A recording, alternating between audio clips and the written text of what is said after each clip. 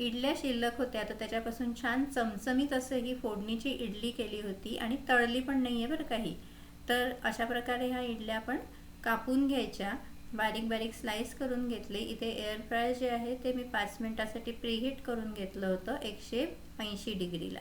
आणि हे जे कापलेली इडली आहे ती अशा प्रकारे एअर फ्रायरच्या भांड्यामध्ये पसरवून घेतली आणि त्याच्यावर थोडासा तेलाचा स्प्रे करून घेतला.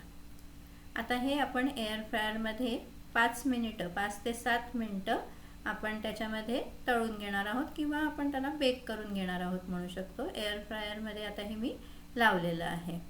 ते होतं आहे तोपर्यंत आपण एकीकडे कांदा आणि बटाट्याचे उभे उभे काप करून घेऊया.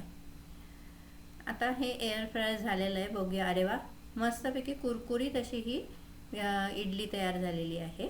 आता हा जो कांदा आणि बटाटा आपण चिरलेला आहे, हिरवी मिरची घेतली आणि कढीपत्ता घेतलाय, तर तेल घालून आपण फोडणी करून घेऊया. जिरं मोहरी घातली, जिरं मोहरी तडतडली की मिरच्या घालूया, कढीपत्ता घालूया.